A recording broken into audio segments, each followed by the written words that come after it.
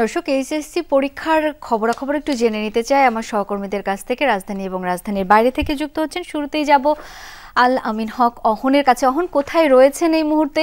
প্রথম দিনের পরীক্ষা তো শেষ হলো, শিক্ষার্থীদের সঙ্গে কথা বলতে পেরেছেন কিনা, তাদের অভিব্যক্তি কি, সব মিলিয়ে সার্বিক কি অবস্থা জানাবেন।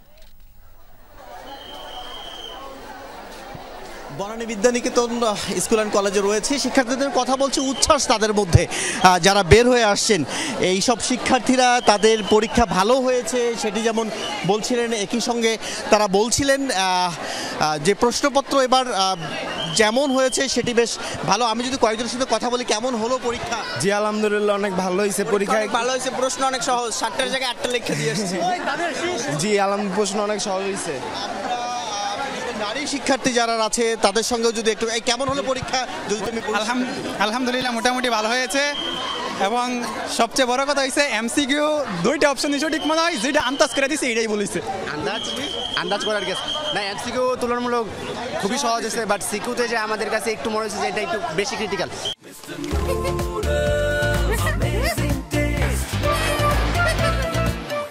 যেমন নাটক আর উপন্যাসের দিক থেকে আমাদের মনে হয়েছে যে এটা অ্যান্সার কিন্তু অন্যটা হয়ে গেছে।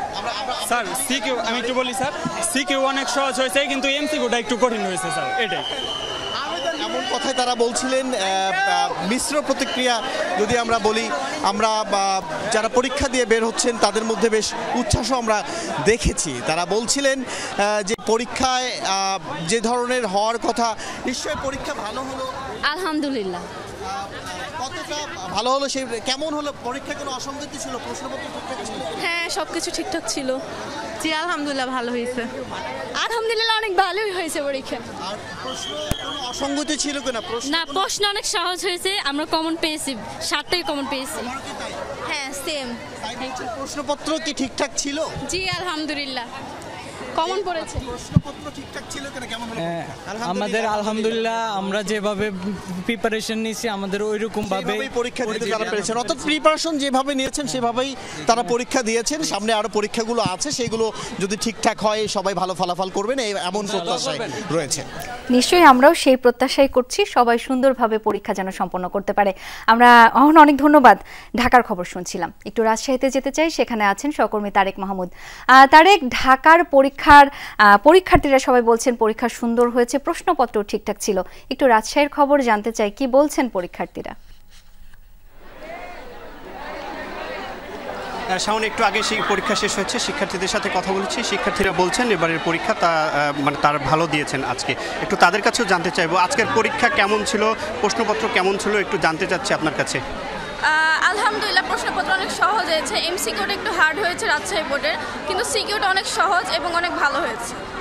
ধন্যবাদ। আরও শিক্ষার্থী রয়েছে, তাদের সাথে আমি একটু কথা বলতে চাই। পরীক্ষার পরিবেশ কেমন ছিল, পরীক্ষা কেমন হয়েছে? পরীক্ষার পরিবেশ ভালো ছিল, ভালো হয়েছে আলহামদুলিল্লাহ। প্রশ্নপত্রে কোনো অসঙ্গতি ছিল কিনা, কি অবস্থা? না, প্রশ্নপত্র ভালো ছিল, কিন্তু একটু হার্ড হয়েছিল। ধন্যবাদ আপনাকে। শাওন শুনছিলেন, এবং সেই সাথে সাথে আরও যারা শিক্ষার্থী রয়েছে তাদের সাথে কথা বলতে চাই। পরীক্ষা কেমন হলো এবার, প্রশ্নপত্র কেমন ছিল?